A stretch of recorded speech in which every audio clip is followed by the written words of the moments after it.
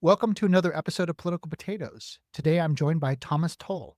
Thank you for joining us. Greg, nice to be here. Could you tell us a little bit about yourself for our Idaho listeners? My goodness. Well, in case they have insomnia, I guess. Look, I've been incredibly lucky in life. I grew up in upstate New York with a single mom and had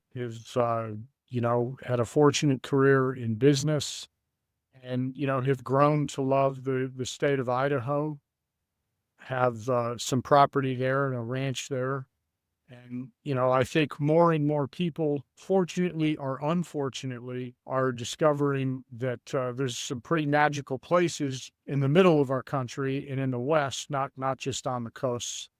So I'm just a huge fan of Idaho. How did you get your start and what experiences shaped your perspective? Well, look, I grew up in an economically challenged area, very blue collar family. My mom worked two jobs as a single mom, and I think after a while you realize that wishing and hoping don't get a lot done. That you actually have to work very hard, and that there's a real correlation between effort and outcome. And so I think some of those lessons early were kind of ingrained in me. My grandmother worked for 50 years as a janitor, a cleaning lady in a hospital, which, is pretty challenging job.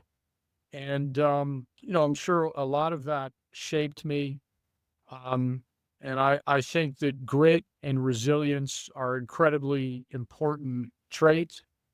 And I think will oftentimes outperform aptitude, intelligence, whatever else you wanna come up with. And when you take all of that sort of alchemy and then add extraordinary luck, I think that's sort of you know what happened to me. Because anybody that is able to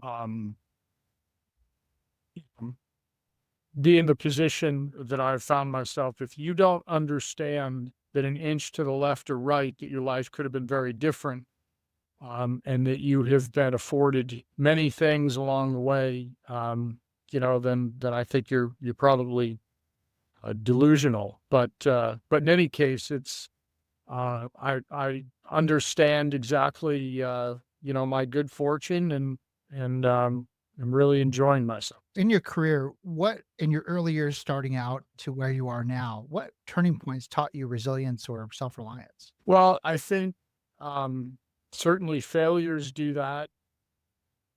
Understanding how to approach problem solving, to boil the complex down to the simple, so you understand what's really important. So if you're able, through pattern recognition, through experience, to be able to parse through a problem that looks daunting and say, okay, but these are the three things that matter. I think that's something that has been kind of a recurring theme for me. And I think being able to study a problem or an opportunity, taking all the advice that you can from people whose opinions you respect, but then at the end of the day, you have to make the call. That measure twice, cut once is something I deeply believe in. And I've had a lot of people say to me, "You've been a big risk taker," but to me, it's been at least informed risk. That a lot of homework was done before I decided to go into an area of business or whatever it was, so that hopefully at least, you're making as smart decisions as you can, or the least dumb, probably more appropriately. So, for many of you, our listeners who don't know, you have had an incredible career, including being the creator and founder of Legendary Entertainment, the movie studios behind Christopher Nolan films, the Dark Knight series, Inception, which is one of my favorite movies. I mean, I'm a huge fan of a lot of the films that you created. They're Thank just you. incredible. When you started that studio, it seems like you treated each movie like a startup, like you took a different approach to business than the traditional Hollywood model. What did that teach you about taking smart risks? First of all, my background is in tech in finance and in business. It's not had nothing to do with media, movies, or television, other than being a fan.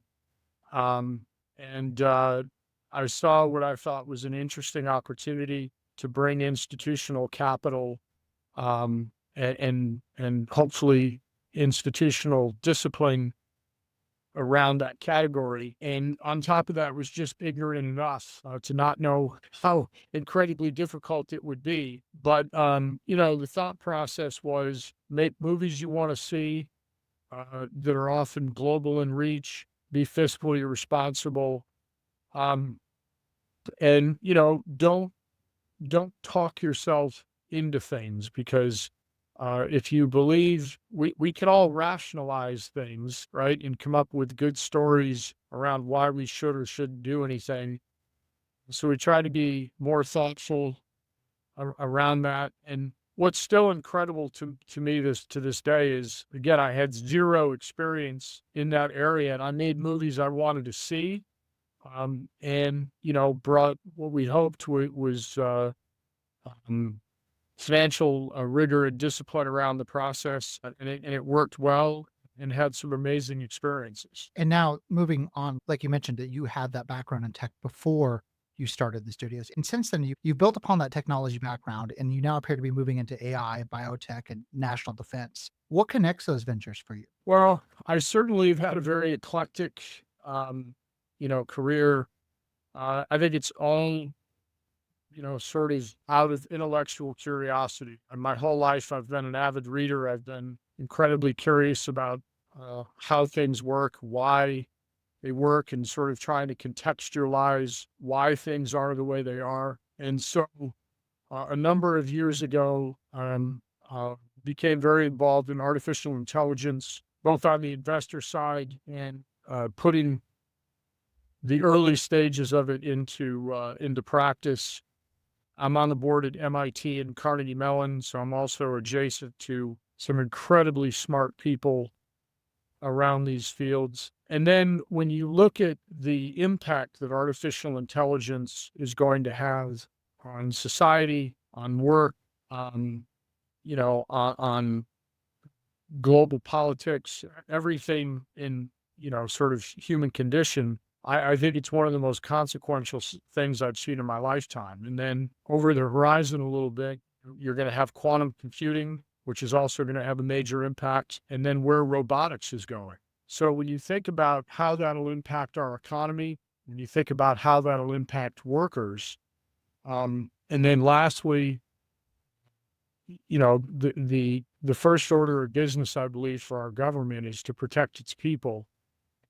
We have the most amazing military in the world, and I'm in awe of the job that our men and women do for us. And in this day and age, we face the challenges of a formidable China, certainly the adventurism of Russia and some of our other adversaries that have done some pretty adventurous things, and making sure that our military is in a position to use technology, use artificial intelligence, um, automation in terms of drones and unmanned vehicles on land, sea, and air, to keep our country safe is extraordinarily important to me. So it's something I'm spending a lot of time on because, as warfare gets scarier and more efficient, I just think being prepared and giving our adversaries a moment of pause that we don't even want to get in a fight is the best way to ensure that we don't go to war. So looking back on all the work you've done, and it's an incredible list of accomplishments, what are you most proud of? Oh, man. I mean, first of all, sometimes I think my life is like a giant pumped episode, so that hopefully it doesn't come to an end soon. But the thing that's been incredible is all the things that I loved as a kid, but certainly were very intangible to me. I've had the chance to now as an adult be a part of. I'm partners with the Rooney family and owning the Steelers, which I've been a huge fan since I was a little boy. Same thing with the New York Yankees. And and then I've always been enamored with the West, the ideals of sort of the cowboy culture and what the ethos of the West is. That's always been something that has fascinated me. So the ability to be around that, and to have a ranch that I love, and just be around sort of Western um, ethos is something else that's really great. So I think just things have gone well in business, and then the ability to do things and effectuate things that help other people, and try to make sure that whenever this journey is done, that you can look back and say that it was interesting, and hopefully in some cases useful. What first drew you to Idaho, and what do you love most about your time here? I would say my heartbeat is different. The air is different. It's just so clean and beautiful. Um, I love animals and wildlife, and certainly there is an abundance on the ranch, with many wildlife corridors. It's just astounding to drive around, and the encounters that you have. Certainly the view of the mountains, and it's just one of the most beautiful places I've ever seen. And it's an opportunity to take a pause a little bit from life when your cell phone is going off every 30 seconds. And, I love my horses, so getting a chance to ride. And one of the things I always think about when I'm up on one of the big trails is there's not a man-made thing anywhere that you can see, and the experience I'm having in that moment is the same as the experience that they had 150 years ago. So just for a minute, you can transport back in time a little bit, that I'm on the back of a horse and you're out in the middle of nowhere, so to speak, and just the ambiance of that is just pure magic to me. So I lived in East Idaho in Idaho Falls for about 10 years and prior to living in the Treasure Valley area. And I agree with you. That part of the state, that part of the country is just so incredibly beautiful. You've got the Teton Mountains, you've got Yellowstone National Park right there, Island Park, just such incredible, like just breathtaking landscape. It's one of the prettiest most beautiful parts of the state. You've become a part of this gem state community in a really meaningful way. Since moving here, I've read that you've provided significant support for like the Teton County Sheriff's Department, the local hospital, fairground improvements, and so much more. What motivated you to get so involved locally rather than just quietly living here? Well, listen, if you have the wherewithal to try to help out, I think that's part of civic duty. And I think that when you look in a community, there are certain foundational things that if they are not in the right place, then it's hard to have a community that can thrive. So when you think about a hospital, when somebody is sick or injured and need immediate medical help, if you don't have that, and you're not able to help those doctors and nurses from a facility standpoint, that's a big problem. That's a big challenge. With the police, the local police are trying to protect a massive area with very limited resources. And, again, for better or worse, because that valley is so beautiful.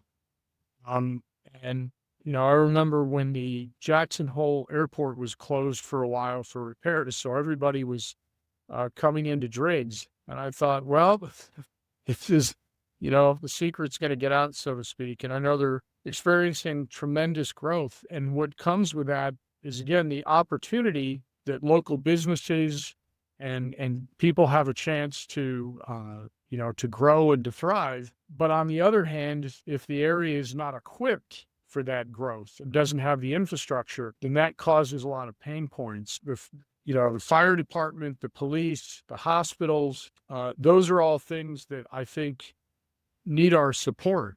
And those foundational things need to be supported. And I think that really teachers, firemen, policemen, uh, and blue collar workers, and in the case out there, ranching, that is the backbone of our country.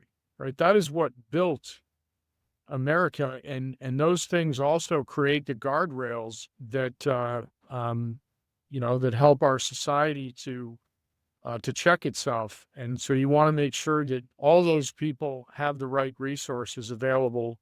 And then you mentioned the fairgrounds. I went down on a Friday night, and watched in the summer the whole community come together for the rodeo, and it was very touching to me. I loved it. Watching all those families and everybody convene, and so I think that's a real opportunity for growth for the area and something they can be known for if it's something they choose to do. It is to support the fairgrounds and the rodeo, and just watching that community come together in that way was really special. You're absolutely right about the area and how, I guess I wouldn't say fragile, but how complex everything is in the infrastructure. I remember that rock slide that closed the pass between Victor and Jackson Hole for a while, right? And how quickly they were able to open that back up, but how much impact that had on the community in the area. So I appreciate how much you're investing in and really giving back to the community there. And then beyond Idaho, I noticed your foundation's just involved in so many incredible things, whether it's investing in medical research, technology. And then I recently saw a news story, just how with the government shutdown and everything, you help provide, what was it, like 150,000 meals through a local food bank? I mean, it's incredible. So, how do you choose which causes to support, and what do those efforts mean for you personally? I'd say there's two broad categories. One, hopefully, is more systemic, and that's everything from children's hospital networks, medical research to hopefully help solve some things in my lifetime. And then education. To me, education is the great equalizer, and that's continuing to morph and change with technology in terms of what that looks like. So those are some of the things thematically that the foundation does, and also conservation. I'm a huge believer in making sure that we take care of our land and our animals. That's a responsibility that I think we all have. And then the other things, you just mentioned the food bank issue, are more, okay, there's an immediate problem and it needs a solution, and it can't be a 3-year planning cycle. So in this case, because of the extended shutdown, there are certain things that are just incredibly basic. And if you have families that are under food stress, it's hard to do much. It's hard for the kids to do well in school. It's hard for somebody to focus at work if they don't have those basic needs met. So the local food bank, in this case in Western Pennsylvania, that does such a great job, I think they were under tremendous strain, and it was okay. Let's get to work, and let's try to figure this out immediately. And that's one of the things that private citizens can do.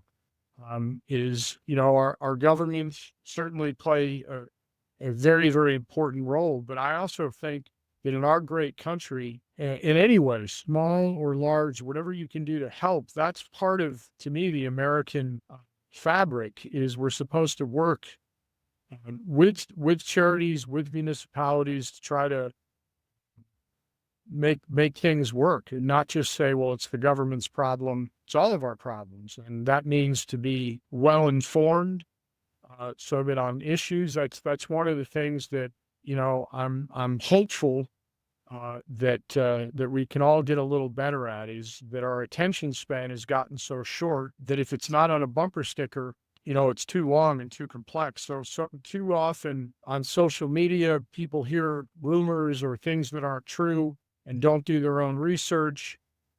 They, will hear something, and instead of on important issues becoming informed, we all in this great country have the responsibility to make informed choices. That's what voting is.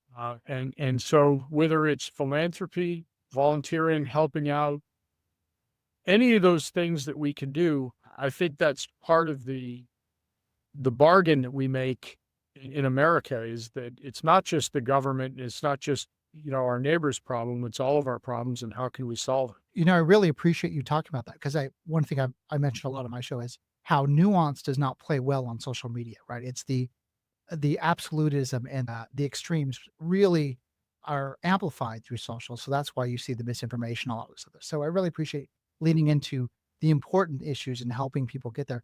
And one other note, I just want to thank you because I read that you and your wife made significant support for medical neurological imaging. There's a center that in there in Pittsburgh, the university there, that really hit home for me because I have a son who had a brain tumor, and it was the imaging really helped him overcome that, and we were able to get past that, and it was the medical Mhm. his life. It was absolutely incredible. So I really appreciate that, that you and others are really focused in those areas, and that technology is just having a huge impact on people's lives, saving lives. You've often spoken about creating your own opportunities, yet you've used your success, to help strengthen communities. How do you balance this idea of inspiring self-reliance and helping others? That's a great question because, what I really think is that we all have challenges, and we may have very valid reasons for why we're held back, or why we weren't able to get something done, or why we're in a position that we're in. Some of it, if we're intellectually honest, is the decision making in sports, what we call, unforced errors. But other times there are circumstances beyond our control and things that have happened to us.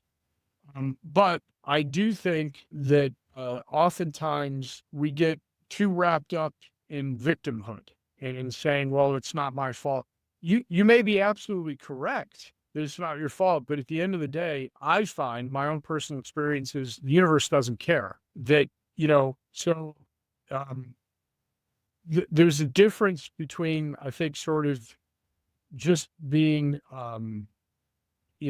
cold-hearted about it and saying, well, it's everybody for themselves. I don't think that, but I do think that in many cases, the ability to be intellectually honest about where you are and why you're there, and then saying that I'm going to grab opportunity, and every day I make little decisions. I do little things that add up to big things. And those little decisions I make, work, preparation, add up into putting myself in a position to be successful. And, sometimes when I'm asked to do lectures at business schools and stuff like that, I'm asked, for the secret to all of this. How do you do this? And, I tell them honestly, there is no secret as far as I'm concerned. It's, work hard when nobody's looking. Don't worry about things that you can't control. I'm a huge believer in, and it just speaks to me, in stoicism, and read a lot of, if you haven't read Marcus Aurelius' Meditations or some of those books, it's incredible how timeless they are, and their messages. And, we all face challenges that nobody can see but us and those closest to us. But at the same time, I think the ability to get up off the canvas and, attack your problems and your situation each day is what all of us can do. So, for many people who may not have been blessed with the same resources and the opportunities you've created for yourself, but want to make a difference in their community, what does generosity look like at their level? Right. Look, the most valuable thing we all have is our time. I'm always fascinated that people will spend a lot of energy to save a nickel, but will gladly give away, a tremendous amount of their time. So to me, you can volunteer. You can, again, make yourself well read and informed on important decisions that are going on in your local area, and not just let somebody tell you on a tweet the way things are. That to me is frankly inherently lazy. So the things that I think you can do is to spend your time, if there is a cause or a local outlet or something that you want to effectuate and impact, plug yourself in. It doesn't Giving money to me is the least. We you know Organizations need money. That's just the truth. I'll sometimes say, for people that say money doesn't matter, well, I've been without it, and it's I find that it helps. Um, but in terms of volunteering, getting involved, being passionate about something, those are things that almost anybody can do and can plug into. And I think that's another thing in our country is there is an army of people out there that volunteer, make these organizations run that have tremendous impact. And they don't get medals, they don't get recognitions, they're not mentioned in political speeches. But again, it's what makes America run. And I think getting involved in things like that is it's very gratifying. Idaho is one of the fastest growing states in the nation. We've had a lot of people move here, especially from the California, Oregon, Washington. What do you think makes it such a special place to live and build a future? Well, I think you start with just as we discussed the incredible beauty, massive expanse. It doesn't feel to me like any other place. It feels very unique. It feels wide open. And then in terms of just communities out there that to me have the right sort of outlook on life and to me it's it's it's a place that you just can't emulate. It's very different than being in the cities. It's very different than being in other places out west, which have their own attributes, and they're great. But to me, Idaho has the right mix of values. You still have ranchers that they take care of the land. You have farmers and ranchers, and that's a staple out there. Together with the job the state has done of attracting capital, you have technology, manufacturing, and you're starting to get that kind of growth. And so it'll be very interesting to see how the state manages that, how we preserve the past and don't forget what made the state great. And then at the same time, as they say, you can never step in the same river twice. So if you say, well, I don't want anything to change, well, that change is inevitable. That's coming whether you want it or not. So how do you manage that and, honor the past, but, embrace the future? Yeah, there's a saying I think some of us who've been here a long time like to say is, don't come to Idaho to change Idaho, let Idaho change you, right? Let it, Yeah. it's your heart and you can't uh, peel that back. And so as someone who builds companies around innovation and integrity, what are your thoughts on how Idaho can grow while staying true to its character? Well, I think, to me, there are sort of two principles that I think about, whether it's an organization or a government and so forth. One is your foundation of what you believe in. What does the state believe in? What is the state and what makes it Idaho? And once you sort of define, we believe in property rights, we believe in ranching and farming, and we believe in, the things that make this state great and make people want to come here. Um, and then on the other side, so you've got that's your rock foundation.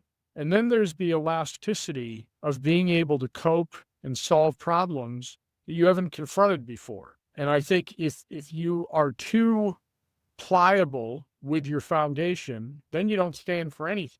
And that's hard to have an identity. And at the same time, you're going to be confronted with new problems, different situations that didn't exist before. And if you're not at least flexible enough to say, well, this doesn't compromise our core principles, but in order to accommodate this or in order to solve this problem, we're going to need to be flexible around these things. And I think that's something that we're going to confront not only in Idaho, but in our nation.